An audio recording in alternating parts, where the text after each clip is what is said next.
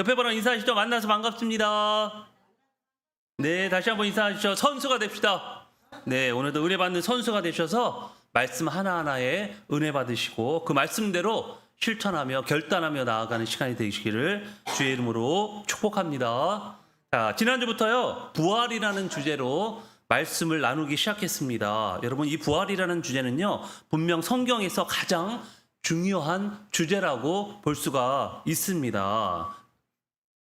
지난주 그리스도에서 죽으시고 부활하신 것이 역사적 사실임을 이 두 가지 측면에서 설명드렸는데요. 이 그리스도의 죽음과 부활은 성경에 예언한 대로 된 것이다. 그리고 그리스도의 몸의 부활은 많은 사람들에 의해서 목격된 역사적인 사실이다. 제자들뿐만 아니라 바울도 부활하신 그리스도를 만난 사람 중에 하나다라고 이렇게 바울은 선포하고 있습니다. 자, 물론 저와 여러분도요, 초대교회 제자들처럼 눈으로 본 것은 아니지만 믿음의 눈으로 우리는 부활하신 예수님을 경험할 수 있다는 사실입니다. 사랑하는 여러분, 성경은 분명히요, 죽은 후에 내세가 있고 몸의 부활이 있다는 것을 말씀하고 있습니다. 구약시대부터요, 여전히 이 부활이라는 것을 이야기해 왔습니다. 자, 믿거나 말거나 그것은 여러분의 믿음에 달려 있습니다. 그러나 믿지 않는 것에 대한 대가는 여러분 자신이 져야 한다는 사실입니다. 자, 바울이 목숨 걸고 십자가와 부활의 복음을 전한 것은 자신이 경험한 하나님의 은혜를 모든 사람이 경험하기를 바래서입니다. 저도 목사가 되어서 이렇게 복음을 전하는 것도 사도 바울의 마음과 같은 마음입니다. 여기 계신 모든 성도 여러분은 이 십자가와 부활의 신앙을 소유하시고 진정으로 하나님의 은혜를 경험하셔서 주의 나라를 위해서 귀하게 쓰임받는 저와 여러분이 되시기를 주의 이름으로 축복합니다. 아멘. 자, 오늘도 계속해서요, 부활이란 주제를 가지고 함께 은혜를 나누었으면 좋겠습니다. 이 고린도서 15장이요, 부활장입니다. 부활장. 부활에 대해서 아주 본격적으로 가장 많이 부활에 대해서 나오는 신약 성경 중에 하나가 바로 고린도전서 15장의 말씀이에요.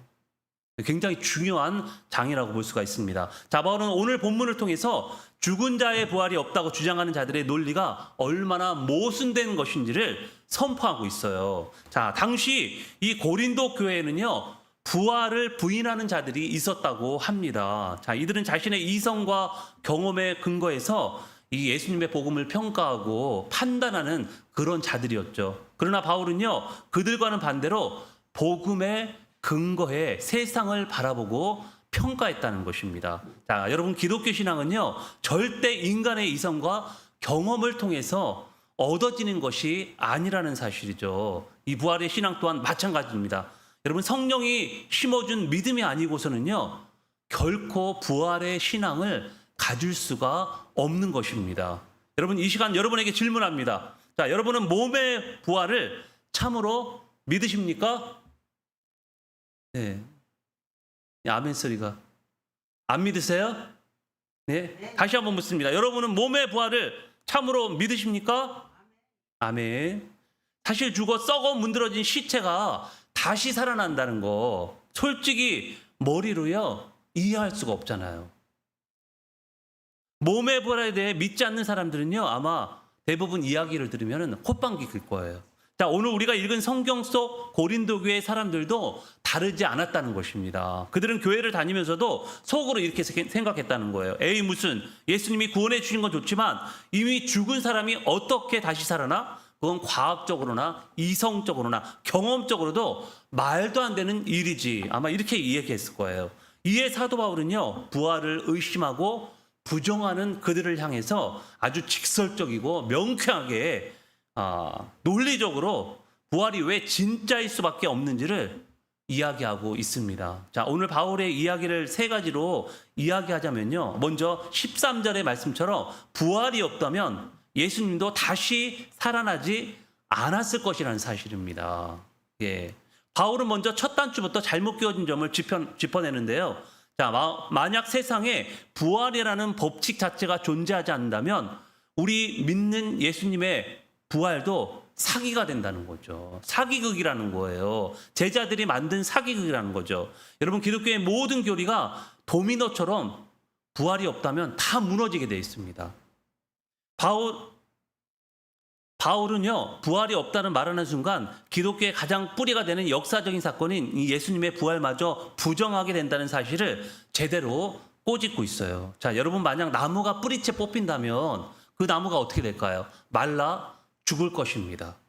마찬가지로요, 기독교에서 부활의 신앙이 흔들린다면, 뿌리채 뽑힌다면 기독교 전체가 흔들리고, 아니, 기독교라는 종교가 없어질지도 모른다는 거예요. 그 정도로 부활의 교리는 우리에게 너무나도 중요한 것이고요. 이 부활의 교리는요, 어떤 다른 교리보다도 최고봉의 최고 위치에 있다는 사실입니다. 여러분, 기독교의 부활 신앙은요, 가짜가 아니에요. 역사적인 사건이고 구약 시대부터 여전히 내려온 부인할 수 없는 사실입니다. 여러분, 믿으십니까? 예, 믿는 사람만 부활할지어다. 예. 안 믿는 사람도 사실 부활은 해요. 근데 두 번째 사망이 기다리고 있다는 거죠. 우리는 한 번 죽으면 끝나는데, 안 믿는 사람은요, 부활을 똑같이 해서 또 죽어요. 또 죽어. 그래서 두 번째 사망이라고 이렇게 이야기를 하는데요. 우리는 한 번만 죽으면 된다는 거죠. 왜냐하면 죄로 인해서 한 번은 죽어야 돼요. 죄의 결과이기 때문에, 죽음은. 자, 두 번째로 바울은요, 만약 부활이 없다면 지금 우리가 하는 모든 행동이 다 부질없는 헛짓이라고 이야기하고 있습니다. 14절의 말씀을 우리 한번 같이 한번 읽어볼게요. 14절 우리 한번 같이 14절만 읽겠습니다. 시작. 그리스도께서 만일 다시 살아나지 못하셨으면 우리가 전파하는 것도 헛것이요 또 너희 믿음도 헛것이며. 자, 14절에 헛것이라는 말은요, 쉽게 말해서 알맹이가 없는 껍데기, 헛수고라는 거예요. 예, 헛수고라는 것입니다. 예수님의 부활이 없다면 제가 지금 단상에서 서서 설교하는 거, 이것도 완전히 헛소리가 되고요. 여러분이 이 귀한 저녁 시간을 내어서 예배드리고 헌금하고 봉사하는 모든 것이요, 아무 쓸모없는 시간 낭비가 된다는 거예요. 부활이 없다면. 그뿐이겠습니까, 여러분? 부활이 없으면요, 우리는 여전히 죄의 대가로 죽을 수밖에 없는 절망의 상태에 그대로 머물러 있게 되는 것입니다. 자, 우리에게 아무런 소망이 없다는 뜻이죠. 부활이 없으면. 죽은 후 부활하여 다시 영과 만나 완전차가 되어 영생을 누리는 것은요, 한낱 일장 춘몽에 지나지 않는다는 그런 말입니다. 여러분, 일평생 신앙생활을 했는데 부활이 없다면 참으로 기가 막히고 코가 막힐 일 아니겠습니까, 여러분? 여러분, 있을 수도 없고 있어서는 안 되는 일이에요. 자, 부활이 없다면 우리가 전파하는 것도 헛것이요, 우리의 믿음도 헛것이 되고 말 것이기 때문에 그렇습니다. 이렇게 해서 부활이라는 교리가요, 예, 성경의 부활이라는 그 말씀이 너무나도 중요한 거예요. 자, 마지막으로 바울은요, 19절에서 아주 강한 한방을 날리고 있는데요. 무슨 말씀입니까? 19절의 말씀을 같이 한번 읽어보도록 하겠습니다. 19절의 말씀입니다. 19절. 예, 19절. 예, 19절만 읽어볼게요. 19절 시작.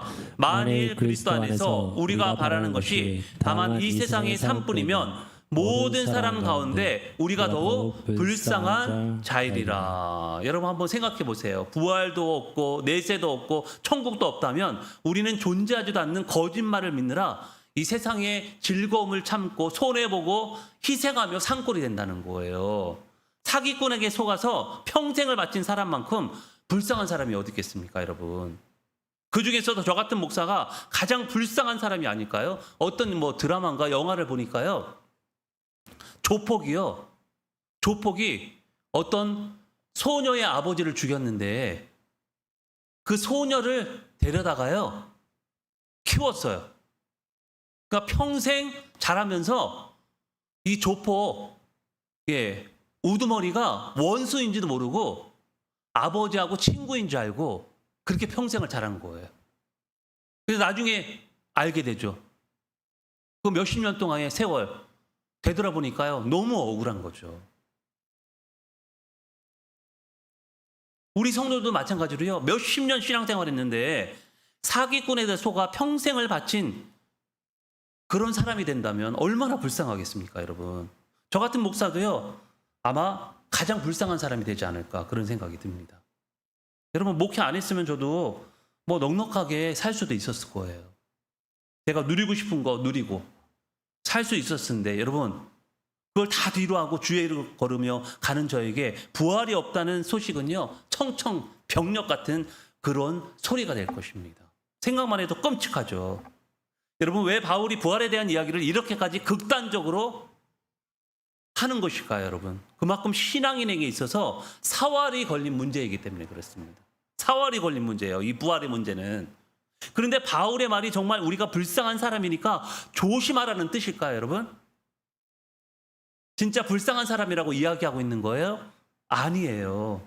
역설적으로 지금 이야기하고 있는 것입니다. 반대로 지금 이야기하고 있는 거예요. 우리가 좀 강조할 때 반대말을 하잖아요. 역설적으로 바울은요, 예수님은 진짜로 살아나셨기 때문에 우리의 믿음은 절대 헛되지 않고 우리는 세상에서 가장 복받은 사람들입니다. 이렇게 지금 이야기하고 있는 거예요. 할렐루야. 반대로 지금 강조하는 거죠. 여러분, 영국의 유명한 변호사이자 저널리스트였던 프랭크 모리스라는 사람이 있었어요. 1920년대 영국 프랭크 모리스는요, 철저한 무신론자이자 이성주의자였습니다. 그는 기독교라는 종교가 인류에게 좋은 도덕적 가르침을 준다는 점은 인정을 했습니다. 그러나 예수의 부활만큼은 후대의 제자들이 꾸며낸 허구이자 신화라고 확신했던 거예요. 법률가였던 그는 한 가지 명확한 결론을 내렸습니다. 예수의 부활이 거짓임을 법학적, 역사적 증거로 완벽히 입증해낸다면 이 기독교라는 거대한 사기극은 모래성처럼 단숨에 무너질 것이다. 그렇게 믿었던 거죠. 그래서 그는요, 기독교를 완전히 끝장내겠다는 당창 포부를 품고 부활의 허구를 밝혀내 책을 쓰기 시작합니다. 철저히 비판적인 시각으로 사복음서와 당시의 역사적 상황, 로마의 법률, 유대인의 장례, 관습 등을 추적해 나갔어요. 그러나 수년 동안 조사를 진행할수록 모리스는요, 거대한 벽에 부딪히고 맙니다. 부활이 허구임을 증명하려고 하면 할수록 오히려 부활이 역사적인 사실일 수밖에 없는 압도적인 증거들만 마주하게 된 거예요. 그래서 그는 깨달았어요. 부활이 없다면 기독교의 시작점인 교회의 탄생과 제자들의 변화 자체가 절대 설명이 되지 않는다는 것을. 자, 부활을 빼니까요, 기독교의 역사 전체가 모순 덩어리로 무너져 내렸다는 거예요. 결국 프랭크 모리스는요, 기독교를 무너뜨리기 위한 책이 아니라 자신의 편견이 무너진 고백로를 쓰게 되었다는 것이죠. 그렇게 탄생한 책이 뭡니까? 세계적인 기독교 베스트셀러입니다. 누가 돌을 옮겼는가? 누가 돌을 옮겼어요? 예수님의 무덤. 돌을 누가 옮겼죠? 천사가 옮겼잖아요. 그 이야기를 썼는데 이 책이 부활에 관한, 부활 주제에 관한 책들 중에 가장 탑이에요. 사랑하는 성도 여러분, 고린도 교회 사람들처럼 내 이성과 상식의 틀에 갇혀 이 모리스라는 이 책 저자의 사람처럼 내 이성과 상식의 틀에 갇혀서 부활을 의심하지 마시기 바랍니다. 우리 예수님은요, 무덤문을 여시고 실제로 다시 살아나셨다니까요. 이것은 분명 소설이 아니라 역사적인 사실입니다. 여러분 믿으십니까? 이 부활이 진짜이기 때문에 우리가 주를 위해 흘린 눈물, 남모르게 헌신했던 시간들, 이웃을 향해 사랑했던 그 모습들, 여러분 허무하게 허공으로 날아가지 않을 것이라는 사실입니다. 부활이 진짜이기 때문에 여러분 다 의미가 있고요, 하늘의 상급으로 쌓일 것이라는 것입니다. 여러분 부활의 신앙을 가진 자는요, 결국 천국에서 주님과 함께 영원히 거하게 될 것입니다. 할렐루야. 사랑하는 여러분, 분명한 것은요, 이 땅의 삶이 전부가 아니라는 거예요. 여러분 지금 이 땅을 사는 것은 찰나예요. 찰나. 영원한 세상이 기다리고 있다니까요. 우리에게는 영원한 부활의 생명이 있다는 거예요. 부활의 능력이 있고 부활의 승리가 있고요, 부활의 소망이 있다는 것입니다. 할렐루야. 이 확실한 신앙을 여러분 붙드셔야 돼요. 여러분 십자가의 신앙과 부활의 신앙이 빠지면요, 우리 기독교의 신앙은요 다 무너집니다. 개인도 마찬가지예요. 성도도 마찬가지예요. 이 십자가 신앙과 부활의 신앙이 빠지면요, 그 사람은요 헛것이야 돼요. 그냥 헛믿는 거예요. 교회를 그냥 왔다 갔다 하는 종교인입니다. 그래서 사도 바울도요, 가장 항상 강조하는 게 뭐냐면 십자가 신앙과 부활의 신앙입니다. 이 두 가지 신앙을 여러분 붙잡으셔서 오늘도 내일도 세상 속에서 낙심하지 않고 당당하게 승리하며 살아가시는 저와 여러분이 되시기를 주의 이름으로 축복합니다. 아멘. 옆에 보라 한번 인사하시죠. 당신은 반드시 부활합니다. 당신은 반드시 부활합니다. 이 반주자들 나오세요. 부활의 신앙으로 승리합시다. 네. 자, 우리 함께 찬양하고요. 결단의 기도 주님 앞에 올리도록 하겠습니다.